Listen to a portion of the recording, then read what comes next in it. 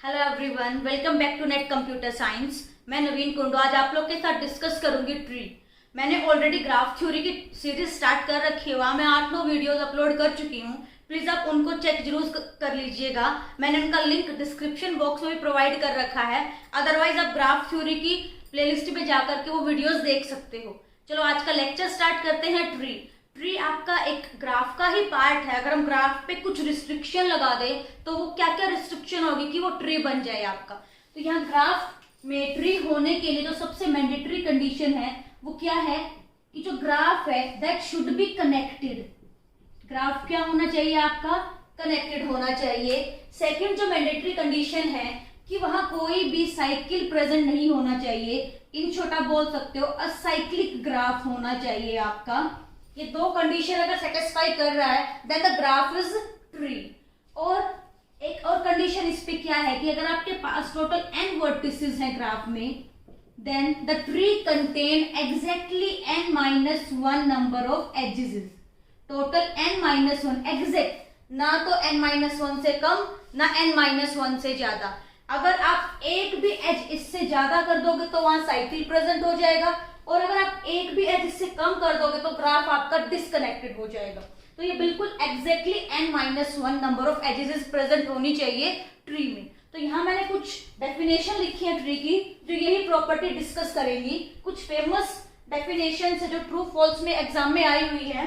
तो फर्स्ट जो इसकी डेफिनेशन है ट्री की वो क्या है कि graph G is said to be tree if it is connected, वही चीज हमने यहाँ डिस्कस की, and it does not contain any cycle. Next definition है if there is n vertices in a graph then tree contain exactly n-1 number of edges. जो third इसकी statement है if G is a tree then there is only one path between every pair of vertices. जितने भी pair बनाओगे आप vertices के उनके बीच में सिर्फ एक ही पाथ, एग्जैक्टली वन पाथ होना चाहिए। जैसे ये ग्राफ है आपका, क्या ये ट्री है? हम वही कंडीशन चेक करेंगे। सबसे पहली कंडीशन क्या है? ग्राफ कनेक्टेड है। Yes, this graph is connected. Second mandatory condition क्या चेक करेंगे? क्या कोई साइकिल प्रेजेंट है यहाँ पे? नहीं, कोई भी साइकिल प्रेजेंट नहीं है। अगर मैं एक एज ऐसे कुछ कनेक्ट कर दूं, ए से ई को कनेक्ट कर दें तो यहाँ साइकिल हो जाएगा, तब ये आपका ट्री नहीं रहेगा। बट अपने पास फिलहाल यहाँ कोई भी एज प्रेजेंट नहीं है, so this graph is tree. ये आपका ट्री है। नेक्स्ट जो इसकी डेफिनेशन है if G is a tree then it is minimally connected. Minimally connected का वही मीनिंग है कि आपके पास एग्जैक्ट n-1 एजेस हैं। अगर आप इससे एक भी कम एज कर दोगे तो ये डिस्कनेक्ट हो जाएगा। Which means every edge is a bridge. जितनी भी एज हैं आपके ट्री में वो सारी की सारी बिहेव करेंगी एज अ ब्रिज। ब्रिज का क्या मतलब है यहाँ पे? ब्रिज उस एज को बोलते हैं जिसके डिलीट करने से आपका जो ग्राफ है वो क्या हो जाए? डिस्कनेक्टेड हो जाए। फॉर एन एग्जाम्पल, ऐसा कोई आपके पास ग्राफ है, या मैं ट्री नहीं बना रही, मैंने ग्राफ बनाया है आपका। इस ग्राफ में आपको ये फाइंड आउट करना है कि कौन सी एज बिहेव करेगी एज अ ब्रिज, मतलब जिसके डिलीट करने से, जिसके कट करने से ये ग्राफ डिस्कनेक्ट हो जाए। तो आपकी जो ये वाली एज है, मैं अगर इसको डिलीट कर दूं तो क्या होगा? आपका जो ग्राफ है वो डिस्कनेक्ट हो जाएगा और दो कंपोनेंट में डिवाइड हो जाएगा। सो ब्रिज वही है आपका। ब्रिज एक एज है जिसके डिलीट करने से आपका ग्राफ क्या हो जाए? डिस्कनेक्टेड हो जाए। नेक्स्ट कुछ टर्मिनोलॉजी है जो कि आपके ट्री से रिलेटेड है और जो एग्जाम में भी पूछी गई है वो डिस्कस करते हैं। सबसे पहले है इसेंट्रिसिटी। ट्री में अगर आप किसी वर्टेक्स का एक्चुअल में जो इसेंट्रिसिटी है वो हम with respect to vertices find out करते हैं। तो उसकी डेफिनेशन में लिखा है eccentricity of a vertex in a tree is maximum distance which can be traversed from vertex V1 to any another vertex in the graph. हम हर एक वर्टेक्स के कोरस्पॉन्डिंगली उसकी इसेंट्रिसिटी फाइंड आउट करेंगे और उसकी जो फाइनल इसेंट्रिसिटी क्या होगी? जो मैक्सिमम डिस्टेंस होगा एक वर्टेक्स से किसी दूसरे वर्टेक्स तक। इस एग्जांपल में चेक करते हैं हम, या मैं एक ही निकालने की कोशिश करते हैं। इसेंट्रिसिटी हम ए के लिए फाइंड आउट करेंगे तो सबसे दूर वर्टेक्स कौन सा है ए से आपके अकॉर्डिंग? तो देखो यहां से यहां तक गए, ए की डिस्टेंस कवर किया इसने। डी के लिए चेक करोगे तो 2 डिस्टेंस है, ई के लिए चेक करोगे तो 3। डिस्टेंस कैसे काउंट करें? Number of edges. ये 1 2 3, इस वाले रास्ते गए तो 3 आया। अब चेक करो 1 2 3, यहां से 3 आ रहा है आपका।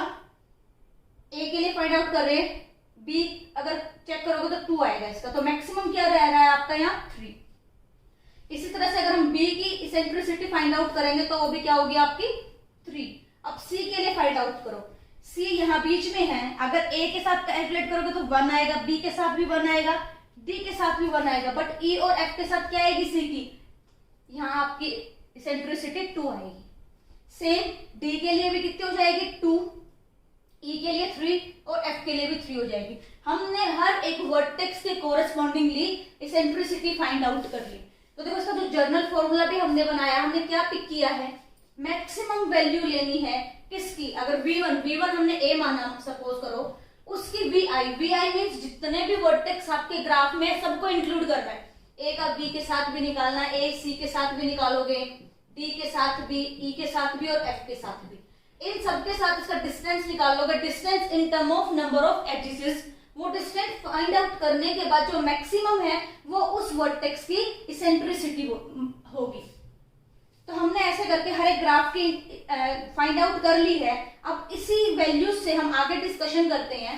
रेडियस क्या होगा, मिनिमम इसेंट्रिसिटी को हम रेडियस बोलेंगे, एंड मैक्सिमम जो इसेंट्रिसिटी है वो क्या होगी, वो डायमीटर होगा इस ट्री का।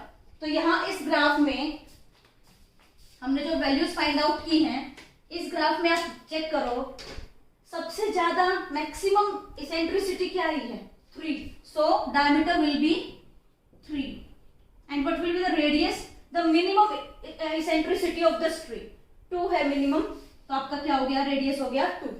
नेक्स्ट जो बोला है सेंटर। अब इस जो ट्री है, इस ट्री का सेंटर किसको बोलोगे आप, सेंटर वो होगा वर्टेक्स विद मिनिमम इसेंट्रिसिटी।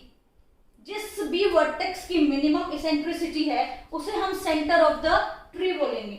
यहाँ सेंटर क्या निकलेगा आपका, अब देखो यहाँ प्रॉब्लम है, सी की भी 2 है और डी की भी 2 है, इन दो वर्टेक्स की जो इसेंट्रिसिटी है वो मिनिमम है, तो ये दोनों के दोनों सेंटर हो जाएंगे इस ट्री के। सो देखो ये नोट बना के जो मैंने पॉइंट लिखा वो यही बात बोल रहा है कि जो आपका ट्री है, एवरी ट्री इज आइदर यूनिसेंट्रिक और बाईसेंट्रिक, या तो आपको एक सेंटर मिलेगा या 2 सेंटर मिलेंगे, इससे ज्यादा सेंटर नहीं मिलेंगे आपको। तो यहाँ इस ग्राफ में हमें क्या मिले, 2 सेंटर मिले। तो हमने ये सारी की सारी वैल्यूज कैलकुलेट कर ली ग्राफ के कोरस्पॉन्डिंगली, ट्री के कोरस्पॉन्डिंगली हमने डायमीटर कैलकुलेट किया, रेडियस एंड इसेंट्रिसिटी चेक की हर एक वर्टेक्स की। तो इसी कंसेप्ट से एक नेट में क्वेश्चन भी आया है, क्वेश्चन रीड करो, consider the tree given below, या आपको ट्री गिवन है, using the property of eccentricity find every vertex that is the centre of the given tree. ये नेट दिसंबर 2012 में ये क्वेश्चन आया था कि आपको क्या बताना था, इस ट्री का सेंटर बताना था। तो सेंटर फाइंड आउट करने के लिए सबसे पहला स्टेप क्या रहेगा हमारा, हर एक वर्टेक्स की इसेंट्रिसिटी फाइंड आउट करेंगे और जिसकी सबसे मिनिमम है वही सेंटर बनेगा। तो चलो हम हर एक वर्टेक्स की इसेंट्रिसिटी फाइंड आउट करते हैं। ए के लिए क्या होगी, ए से सबसे दूर वर्टेक्स कौन सा, आई थिंक एल होगा। फाइंड आउट कर ले कि वैल्यू कितने होगी, कितने एजेस बीच में आ रही है, 1 2 3 4 5, यहां से 5 आ रही है। अब जे के लिए भी चेक कर ले, क्या पता उस ज्यादा आ रही है 5 से, 1 2 3 4 5, तो जो मैक्सिमम जा रही है ए के लिए इसेंट्रिसिटी वो 5 गई। ऐसे हम ई के लिए चेक करेंगे, 1 2 3 4 5, तो यहाँ पे भी 5 आएगा, एफ के लिए भी 5 आएगा आपका, सिमिलरली जे के लिए 5 रहेगा, एल के लिए भी 5 रहेगा और एन के लिए भी 5 रहेगा। नेक्स्ट जो अंदर वाले वर्टिसेस है हम उनके लिए कैलकुलेट करते हैं, डी के लिए कैलकुलेट करना है। डी इधर चेक करोगे तो सिर्फ 1 आएगा, हमें जितना दूर वर्टेक्स है उतना दूर जाएंगे क्योंकि हमें मैक्सिमम डिस्टेंस पिक करना है। तो डी के लिए मैक्सिमम क्या बनेगा, 1 2 3 4। सिमिलरली बी के लिए भी 4 बनेगा, जी के लिए भी 4 बनेगा आपका, यहाँ आई के लिए भी 4 बनेगा, के लिए भी 4 बनेगी इसेंट्रिसिटी, एंड एम के लिए भी 4 होगी आपकी।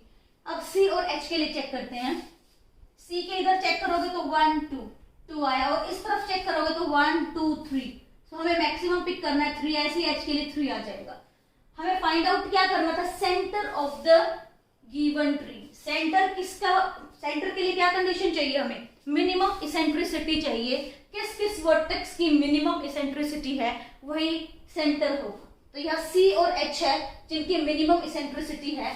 सो right answer will be D. D आपका सही आंसर होगा। सी और एच इस ट्री के सेंटर है। नेक्स्ट हम ये थोड़ा सा इससे थोड़ा बड़ा क्वेश्चन है, ये ट्राई करते हैं कि इसमें हमें कितने सेंटर मिलेंगे। सेम इस ग्राफ में भी हमें क्या करना है, हर एक वर्टेक्स का फाइंड आउट करेंगे हम इसेंट्रिसिटी। यहाँ ए है, ए के लिए सबसे दूर यू है, इसके लिए कैलकुलेट करो कितनी एजेस आ रही है बीच में, 1 2 3 4 5 6। आई थिंक 6 इससे मैक्सिमम होगा, और तो कोई हो नहीं सकता। आप बिल्कुल इस तरफ आके चेक कर लो, 1 2 3 4 5 6, यहाँ पे हमें 6 मिल रहे हैं। तो जितने पॉसिबल पाथ हैं, जितने पॉसिबल वर्टिसेस हैं, हर किसी के साथ चेक करना है हमें। जो ज्यादा दूर है प्रेफरेंस उनको देना, क्योंकि वही आपकी इसेंट्रिसिटी होगी, हमें मैक्सिमम पिक करनी है। नेक्स्ट बी के लिए चेक करेंगे, 1 2 3 4 5 6 होगी बी के लिए भी। सिमिलरली यू के लिए भी अपनी क्या रहेगी, 6 रहेगी। एन के लिए चेक करते हैं, 1 2 3 4 5 6। तो जितने भी लास्ट वाले हैं इन सबके लिए भी कितनी रहेगी, 6। पी के लिए भी देख लो, 1 2 3 4 5 6। हम नंबर ऑफ एजेस काउंट कर रहे हैं यहाँ पे, कितना डिस्टेंस है। नेक्स्ट हम सी के लिए चेक करें। सी के लिए देखो कितना होगा मैक्सिमम, इधर तो हमें देखना नहीं क्योंकि यहाँ तो हमें मिनिमम मिलेगा, हमें मैक्सिमम वैल्यू से मतलब है। 1 2 3 4 5, सी के लिए 5 होगी। डी के लिए चेक करते हैं, 1 2 3 4, डी के लिए आपकी 4 आई। यहाँ जी के लिए चेक करो, 1 2 3 4 5 6। एफ के लिए 1 2 3 4 5 6 होगी आपकी भी, और एच के लिए भी 6 होगी आपकी।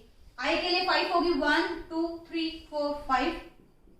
देन जे के लिए फाइंड आउट करेंगे। जे के लिए 1 2 3 इधर से आ रही है, 1 2 3 इधर से आ रही है, और हर जगह से जे के लिए हमें 3 वैल्यू मिल रही है। हमें 3 मैक्सिमम पिक करना, तो 3 आ जाएगी जे की इसेंट्रिसिटी। ऐसे ही एल के लिए 5 होगी, एम की 5 होगी, के के लिए आपकी 4 होगी। यहाँ क्यू के लिए अगर आप फाइंड आउट करोगे तो 1 2 3 4, इनकी सबकी 5 5 होगी।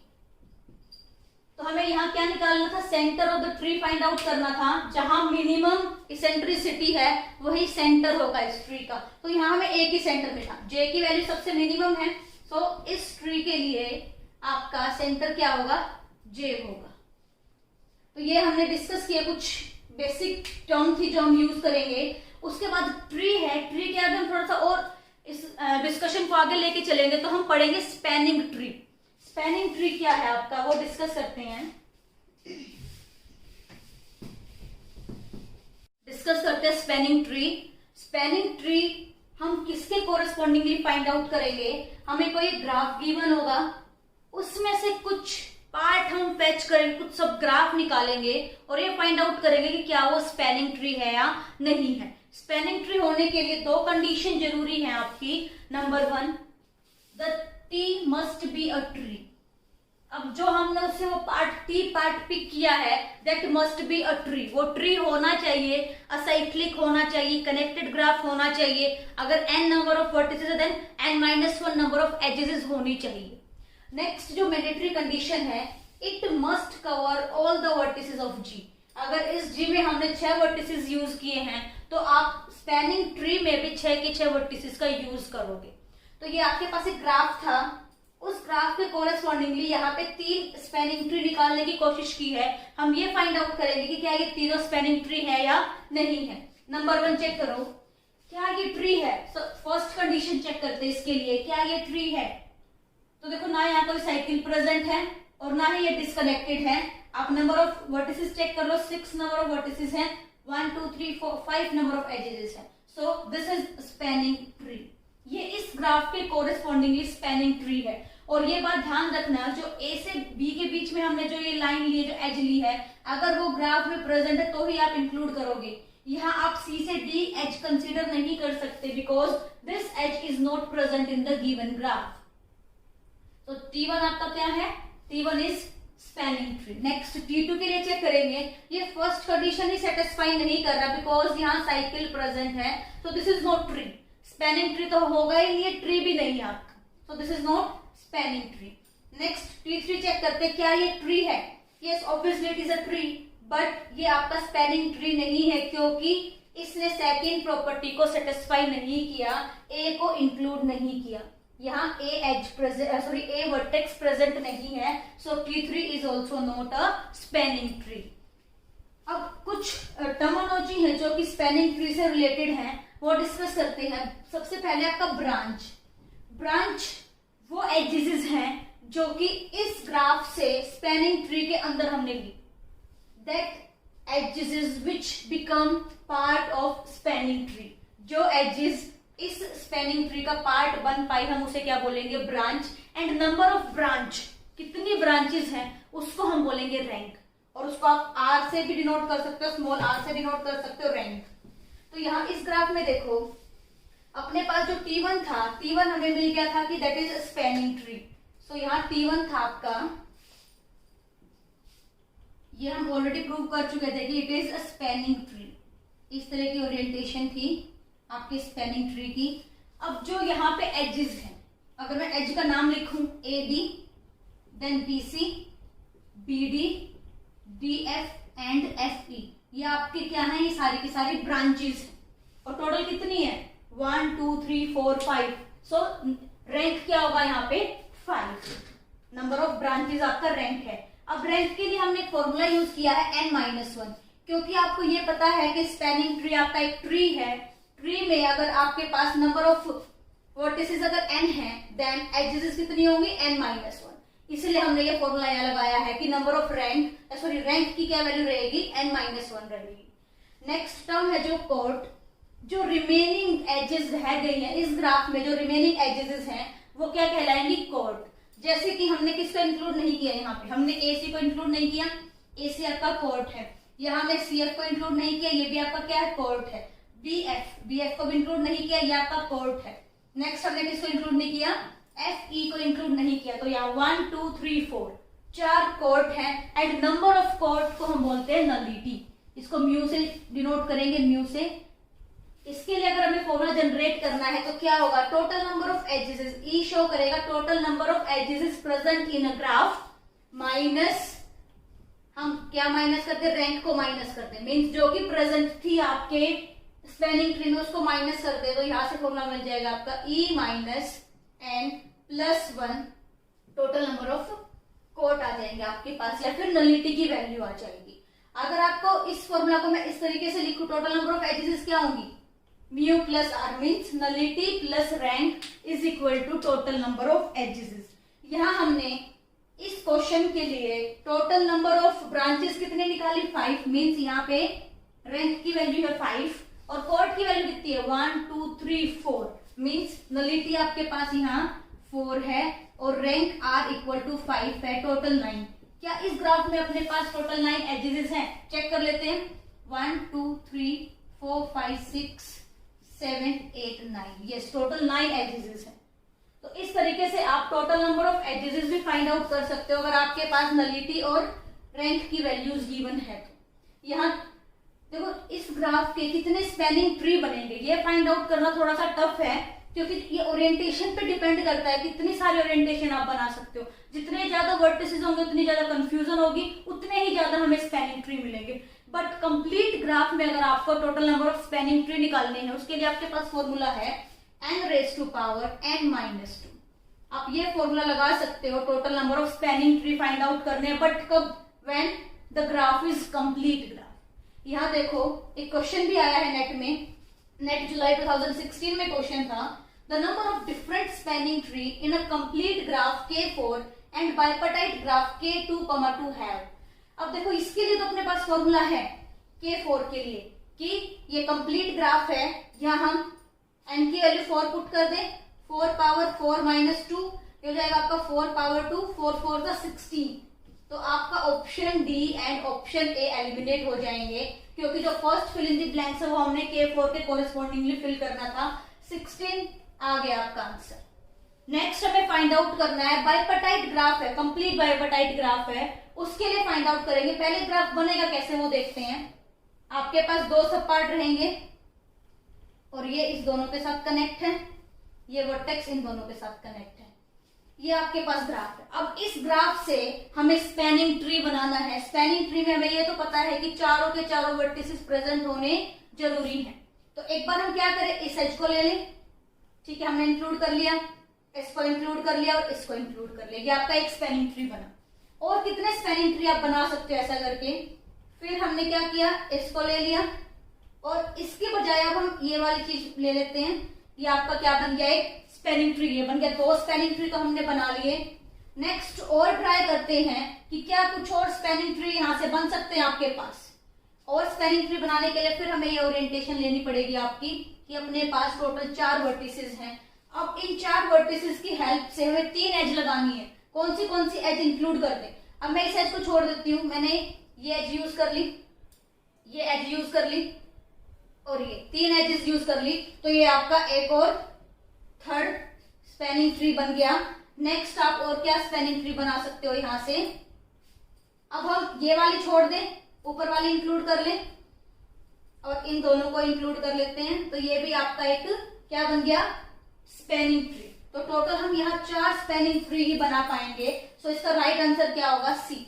तो अगर आपके पास कंप्लीट ग्राफ है तो डायरेक्ट आप फॉर्मूला पुट कर सकते हो नंबर ऑफ स्पैनिंग ट्री का कैलकुलेट करने के लिए। बट अगर फॉर्मूला नहीं है तो आपको जस्ट इसी तरह से हिट एंड ट्रायल या ऑल पॉसिबिलिटी है सबको इंक्लूड करके ही आपको फाइंड आउट करना पड़ेगा। तो ये क्वेश्चन आपका नेट में आ चुका है ऑलरेडी इस तरीके का। तो अगर आपको ये टॉपिक क्लियर है तो प्लीज मेरी वीडियो को लाइक कीजिए, शेयर कीजिए एंड सब्सक्राइब कीजिए। Thank you so much.